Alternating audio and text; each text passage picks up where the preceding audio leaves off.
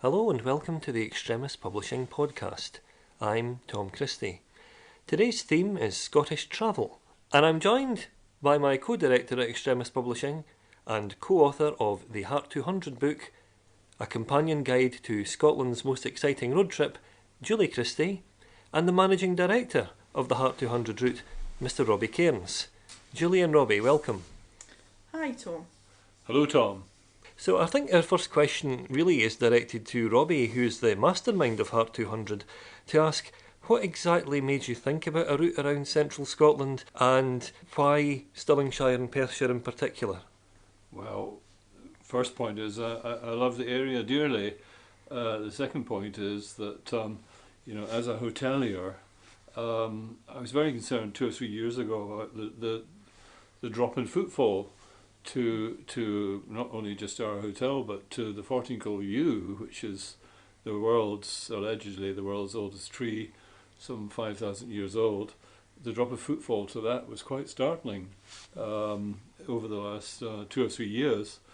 And lo and behold, it was one of these eureka moments when I was going down to Perth, and I was coming onto the A9 at Ballaloug, and I could see all this traffic thundering up the A9 on the way to Inverness, and not turning right and not turning left into Perthshire, the heart of Scotland. And it was quite asking a few questions locally. I was told it's the NC 500. I knew nothing about it at the time. So quickly established that was Scotland's first and foremost drive route, and it was attracting a huge number of people, tremendous marketing success. And I thought, goodness me, it's great for them, but not so good for us. Perthshire is losing, the footfall, the numbers, visitor numbers to our dear beloved county, they're dropping and falling away. The conception is good. Let's see if we can do something similar for our area. And it was that day, that very day, that eureka moment when Heart 200 came alive. And I, from that day, I talked to one or two of my close friends, people who are involved in the tourism business, one being Mike Dales, who's a long-term tourism consultant in Scotland, and put the idea to him that maybe what we could do with was having our own tourist route for Perthshire and Stirlingshire. Mike went away and came back within 24 hours and said, Robbie, this idea has got legs. And from that day, everything took off. We set out and drafted up our own idea of a circular route around Perthshire and Stirlingshire, touching on Loch Lomond, going from Loch Lomond and Trossachs National Park up to the Cairngorms National Park. It's a unique linkage, taking in the snow roads, and we quickly saw that what we had really was a major asset for Scotland. Huge. The depth of content, the number of attractions, over 200 castles, lots and lots of hotels, huge infrastructure, all generally speaking running at below par, about 60% at best occupancy for a lot of hotels. Whereas up in the northwest, on the North Coast 500, hotels were at bursting point, the few that were there. So it was all to play for. We built up, we developed our own business plan, and lo and behold, at the same time, we were introduced to Perth and Kinross County Council, who had allocated a sum of 50,000 towards, of all things, a route, a tourist route, similar to the NC 500. We were invited to go along and talk to the powers that be in Perth, and we put forward our thinking on the idea for a Heart 200 route. And within a few months, Perth and Kinross said that they would support the Heart 200 initiative. So from that day, it all took off, and that's where we are now. With the project has taken root. We have got our website, heart200.scot, which is work in progress, albeit, but is attracting quite substantial membership from very, very big operators in the tourism sector, such as Crieff Hydro, who are one of our ambassadors, and we're delighted to have the strong support from Stephen Leckie of the Crieff Hydro, and from people like my little hotel, who have hotels similar to me, small to medium players in the sector. Everyone is behind it, and that's how we're moving forward. We are not a replica NC 500. We've set up a steering group from which we have representatives of local communities on board, and they're right there at the planning stages for the various developments that are taking place in Heart 200, and they have a say, and we listen to them with a great deal of respect and take on board their views. Not least has been the emphasis, taking away the emphasis off the 200 miles on the Heart 200 and replacing it with a focus on 200 things to see and do, 200 places to eat and sleep, and breaking up the whole of the entire area into sub-routes, days out and so on, and varied itineraries.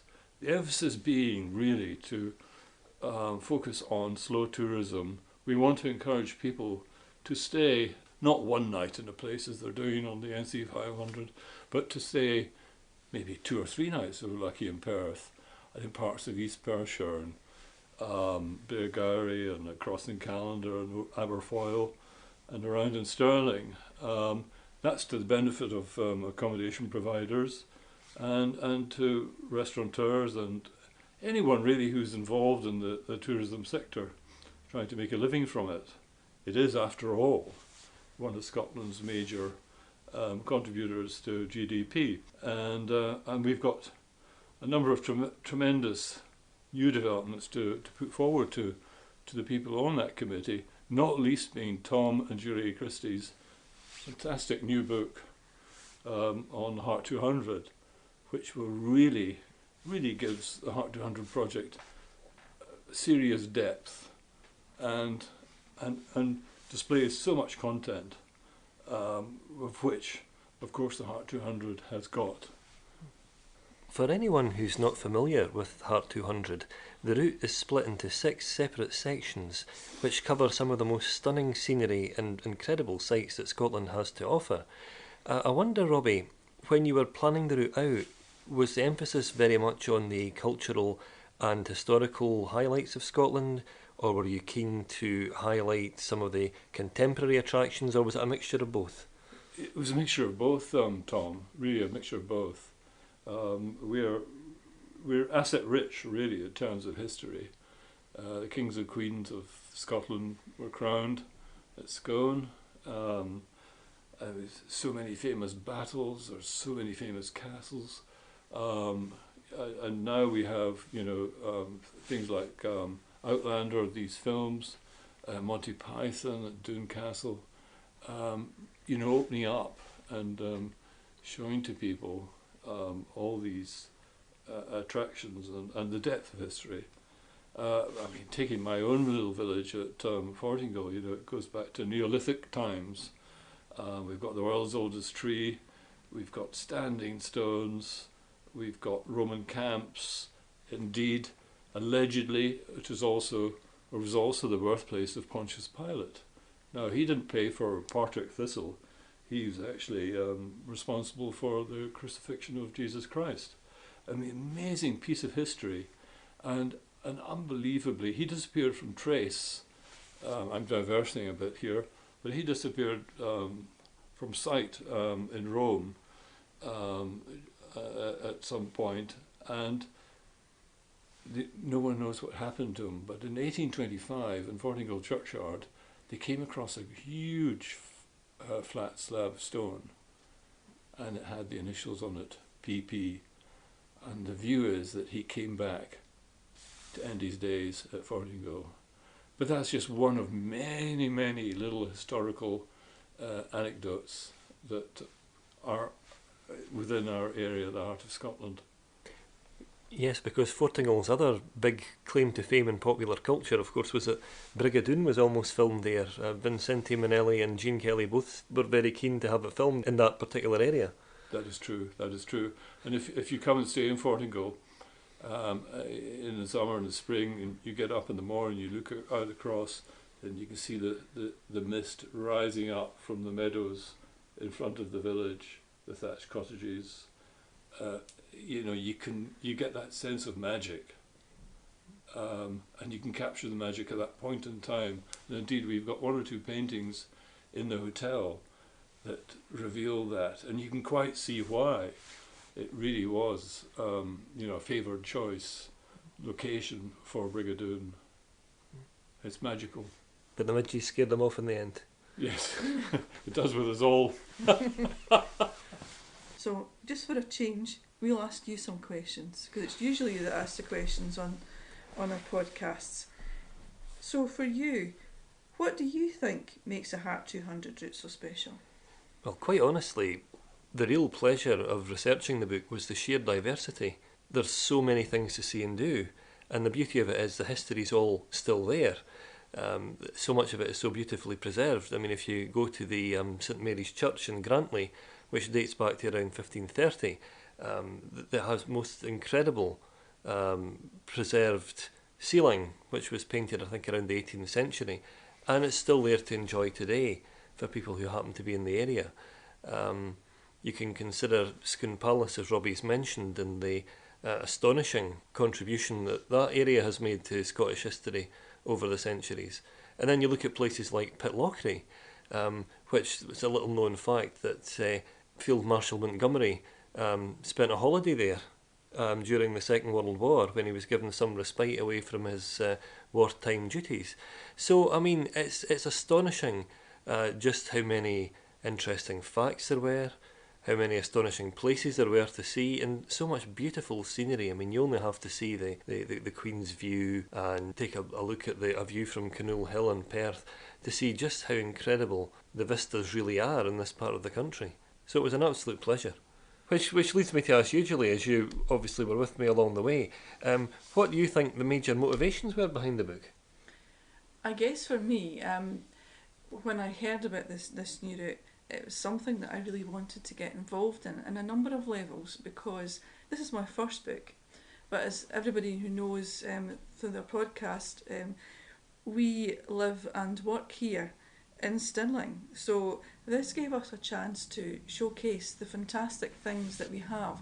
I obviously think Scotland's wonderful, and I think there can't be enough options for people to have to go and see our wonderful country more.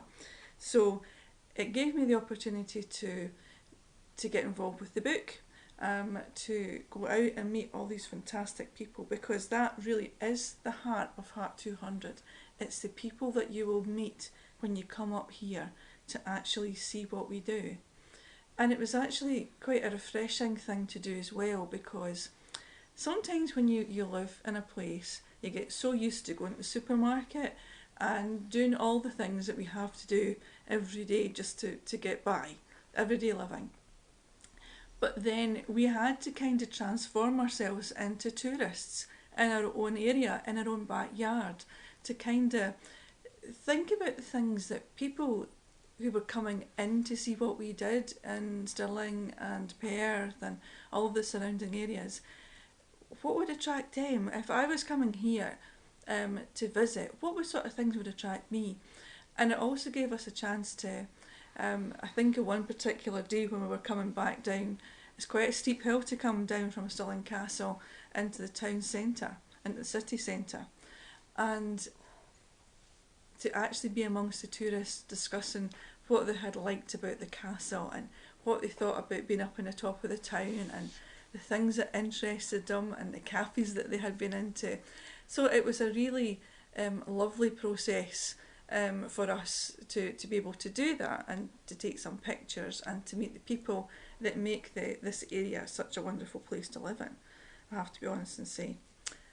The flip side for me as well is I've also worked alongside the third sector for 20 odd years now, and I know the number of people who are involved locally in lots of rural communities who very much rely upon the tourism and people coming to visit to help to keep things like the local library, the local shop, their pubs, their community centres, all of these things that help to make the communities what they are and to help them to live and breathe as the communities that we've always enjoyed. We also realise the fact that they also rely on the trade of the people who want to come and visit. Just as Robbie mentioned, it's so important to local communities. So that was another big thing that made us want to write the book as well.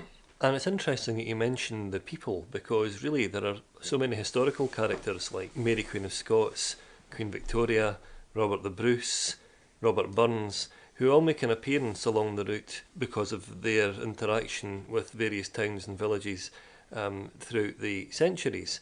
But what's, I think, every bit as important now is the fact that there are people here and now in the present day who are making every bit as much of an impact on the Heart 200 route.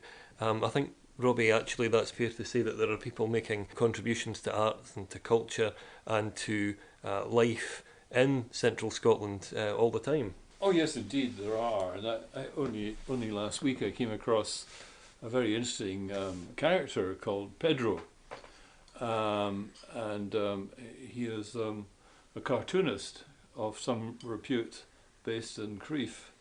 And I thought, he's a Mexican, seeing some of the cartoon pictures of himself and so on. But actually his name is Peter Brook. His work is really possibly outstanding. And we're hoping to display it and in some form or other through Heart 200 and develop a Heart 200 map with Peter's or Pedro's cartoon characters, but he's one of many people that are on the route. In Portugal, we've got local historians, great characters, and that's just it's there's a wealth of people, treasures to uncover. And it's a gradual process for us because we'll gradually bring and tweak and bring these people to the forefront. That's what this area is all about.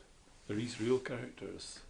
Now, one of the points that we make in the book, of course, is that the Heart 200 is a kind of route that you want to take your time to enjoy, because there are just so many things to see and do, whether you're a history aficionado or whether you're an outdoors enthusiast or whether you just want to take your time to enjoy some wonderful, wonderful natural scenery. I wonder, Robbie, is there any one particular way that you would recommend that people enjoy the route? Is it the kind of route people could take it in sections or even travel it in reverse? The first point I really ought to make on this, Tom, if anyone comes to me and says, "Oh well, Robbie, that's Heart 200 done. We did it in a day last weekend." I would feel a sense of failure because that's not what it's all about. And indeed, and this is one of the problems of the NC 500 route, that people can't really go right or left. They go on the big grand tour. They can only go in one direction. It's either forwards or backwards. And doing it in 5 days, doing it in 3 days, they miss out on so much. And so the emphasis, our drive, and it's the appropriate word to use, I suppose, on Heart 200 is to encourage people to dawdle, to take their time. I think in an article in the Telegraph last week, in a write-up in support of Heart 200, the journalist used the word trundle, trundle round Heart 200. It's my belief that people will come back to it. It'll be a favoured trip, be a favoured destination, and they'll do bits and pieces at a time. They'll come up one weekend, say from London, and they'll do maybe the west side, and they might just devote themselves to outside aspects on that particular trip. They might come back again and go to the east and look at historical things. There's a huge treasure trove of things for people to see and do. And we don't just stop in Perthshire. We encourage people to go across the V&A in Dundee. We encourage them to go up to Montrose. And there's a great antiques yard up there, architectural salvage yard, and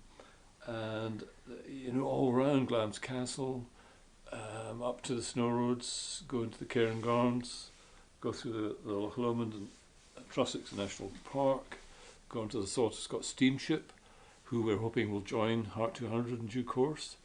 It really is. There's a mountain of things for people to come and do in our area. I would also add in, when we wrote the book, one thing that Tom and I wanted to be absolutely sure of was that people would come and take their time, as Robbie said, to come and see all the amazing things that are here. The book is very much a guide, because it's all about someone coming up and making the holiday that they want their very own. We give them ideas, but there's so many things when you get up here to actually see. You might just decide, as Robbie said, that you want to go and see some of the other places around the route as well. This is just your taster. The book is the taster to get the idea of the kind of things that are available for people to do. A little bit about the area, a little bit about the history, a little bit about the characters, some of the wee stories that basically make this area so special. And these were the things that we've tried really hard to capture in our book. Well, one of the things that jumps out at me, fresh from having written the book, is the fact there were so many unforgettable moments along the Heart 200, which is still a new route. I think of watching the Falls of Dochart thundering through Culin. I think about arriving at Loch Lomond just as a rainbow is breaking out through the clouds. I think about the hustle and bustle of Perth with all of its many attractions. And I think about the wonderful, friendly people that we met in Pitlochry and the wonderful, thriving communities that we encountered all the way along the route. I wonder if I could direct this question both to Julie and to Robbie. If you have one defining Heart 200 memory that really has summed up the route for you so far. Oh, that's actually quite hard, because there's so many different things that I couldn't even begin to pick one. For me, in the Stirling area, because obviously we're from Stirling, you always get a fantastic view from Stirling Castle and also the Wallace Monument, to look right across to think, I'm so lucky to actually live here. We had a brilliant holiday where we went up to Brewer and the Falls of Brewer and Killiecrankie and places like that, which you can be in the buzz if you wish, or you can be in silence. And another place for me that I've got to mention, I know I'm at number 3 already, this is how it gets you when you come here, let me tell you.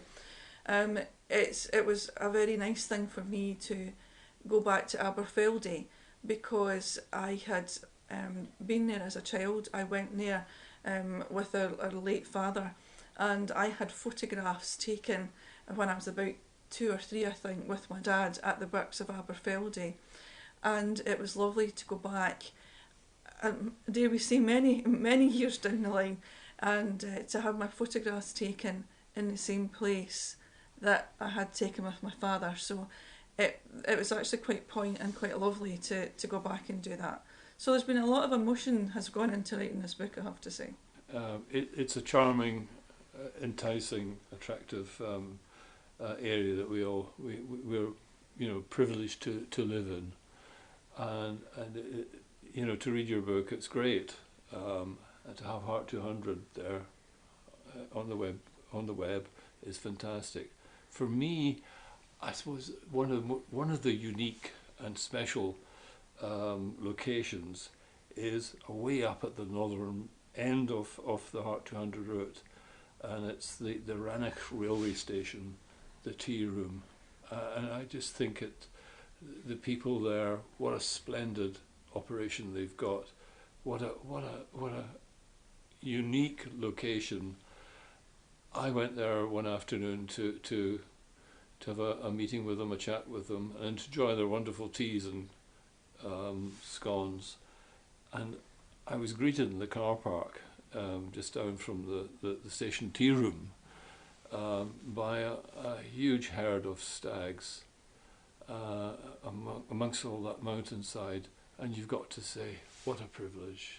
Well, you know, it was just so splendid, and that's Scotland at its best.